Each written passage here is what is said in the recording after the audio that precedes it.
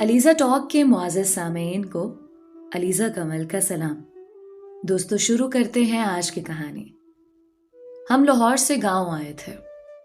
चचा के घर में ये मेरी पहली ईद थी। अम्मी ने बताया कि ये तुम्हारे चचा का बेटा है। वो मुझे ईद मुबारक कहने आया था। मैं उसे देखकर हैरान रह गई। कितना खूबसूरत था वो। वही एक क्या, यहाँ तो सभी लोग खूबसूरत थे। गोरे, ऊंचे, लंबे। गांव में रहकर उनकी सेहत काबिले रश्क थी। मैंने सोचा कि अगर मैं गांव में रहूं, यहाँ की खुली फजा में, तो क्या मैं भी इतनी ही खूबसूरत हो जाऊंगी। तभी चची ने मुझे पुकारा। मैं उनके पास बावर्ची खाने में गई। उन्होंने सवैयों की प्लेट पकड़ाकर कहा, अनवर को दे दो। मैं सवैयों की प्लेट लेकर गई तो उसने मुझे अपने पास बिठा लिया। कहा कि तुम भी मेरे साथ खाओ। उसने प्लेट मेरी तरफ फेर दी। प्लेट में एक ही चमचा था। मैंने सवालिया नजरों से चमचे की तरफ देखा तो वो हंस दिया।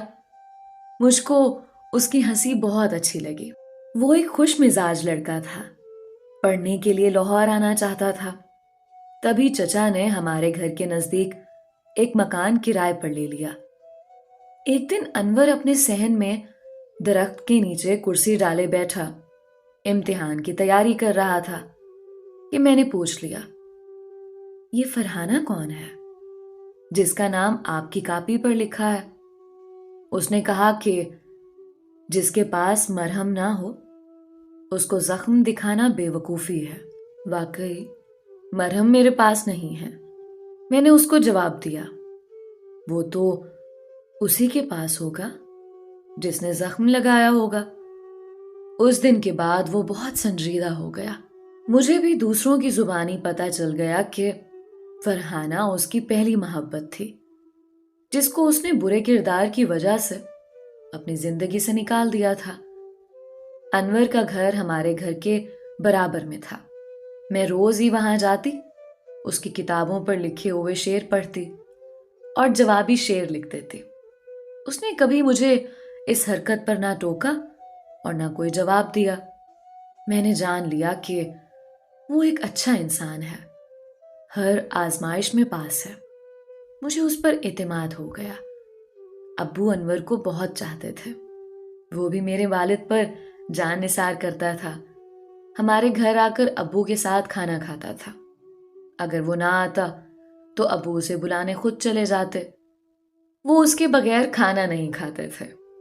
ताया और भतीजे की ये मोहब्बत देखकर सबको यकीन हो गया कि वो उसको जरूर दामाद बनाने वाले हैं। इम्तिहान से फारिग होते ही अनवर को अब्बू ने कहा कि अब तुम सर्विस कर लो। तब उसने मुलाजमत तलाश की और ड्यूटी पर जाने लगा। जैसा मेरे वालिद कहते वो वैसा ही करता था।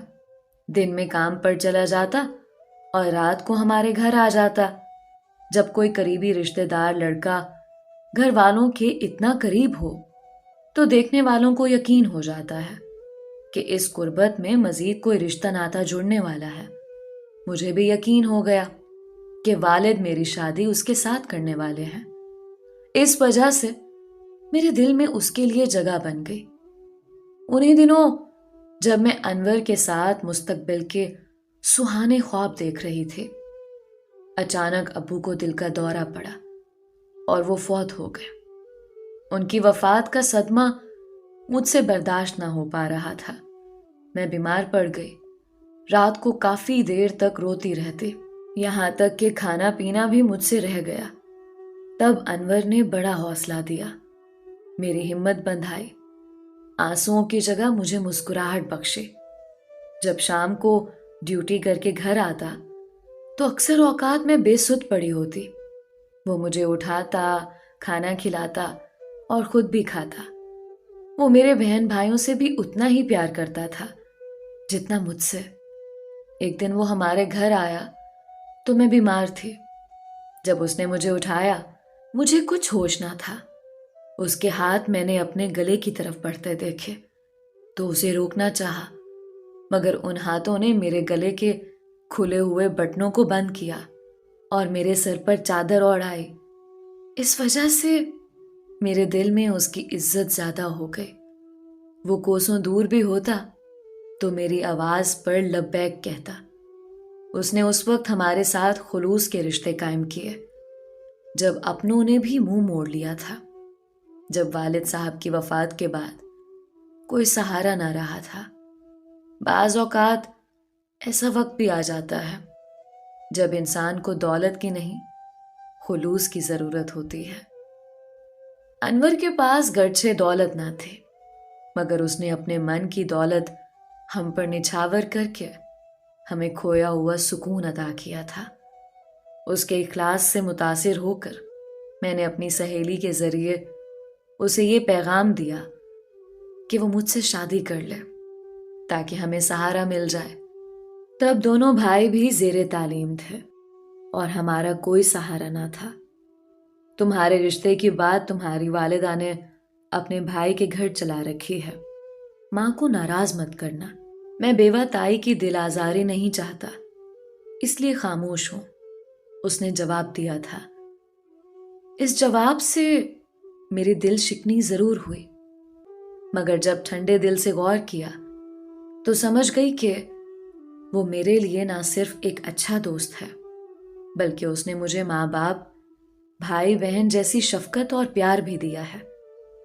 वो दिल से मुझसे प्यार करता था, मगर मुझको परेशान नहीं करना चाहता था। मामू के घर से इनकार हो गया तो अम्मी खामोश होकर बैठ गई। मुमानी से उनकी नहीं बनती थी, उन्होंने ही मेरा रिश्ता लेने से इनकार कर दिया। अब हालात साफ थे, लिहाजा अनवर ने हर कदम पर मेरा साथ देने का वादा कर लिया। उसके बाद अब्बू के घर वालों की आंखें खुल गईं। वो गहरी नींद से बेदार हो गए। बुरे वक्त में हमारे सगे चचा भी साथ छोड़ने लगे कि अब जायदाद की तकसीम का मसला सामने आने वाला था। उन्होंने अनवर को हमारे घर आने से मना कर दिया। अनवर ने उनको नाराज तो कर लिया, मगर हमारे घर का रास्ता ना बदला। हम रोजाना एक दूसरे से मिलते, मुस्तकबिल के बारे बातें करते। अब हम अपनी मंजिल को पाने के लिए तपती धूप के मुसाफिर हो गए। मंजिल को पा लेने की खातिर मुख्तलिफ रास्ते तलाश करते रहते। मेरे घर में सबको पता चल गया कि हम दोनों शादी करना चाहते हैं। अम्मा चूंकि अनवर को पसंद करने लगी थीं, वो उसको घर आने से मना नहीं करती थीं। 3 साल गुजर गए।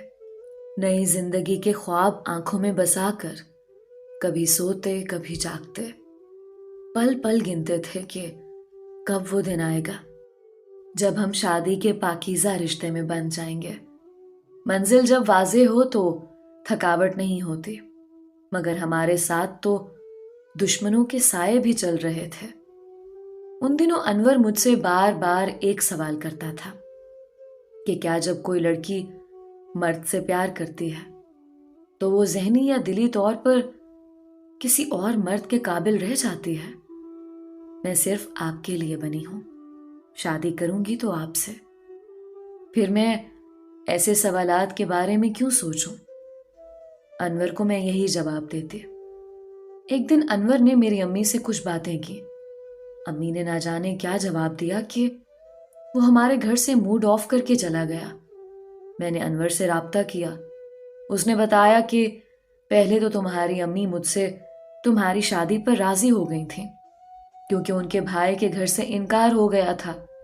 अब फिर भाई ने उनको मना लिया है और दोबारा बेटे के रिश्ते के लिए मिन्नत समाजत की है। तो ताई जी का इरादा मेरी तरफ से बदल गया है और उन्होंने मुझे कहा है कि मैं ताज का रिश्ता उसे ही दूंगी जिसके साथ बचपन से बात तय कर दी थी, यानी अपने भतीजे असफन यार से। असफन तो मेरी नजर में परले दर्जे का कुत्ता था, जिसकी जहनियत ही खराब थी। वो बेहिस दिल का मालिक था, जो बेगैरती को अपनी इज्जत समझे। वो बेकार इंसान ही होता है।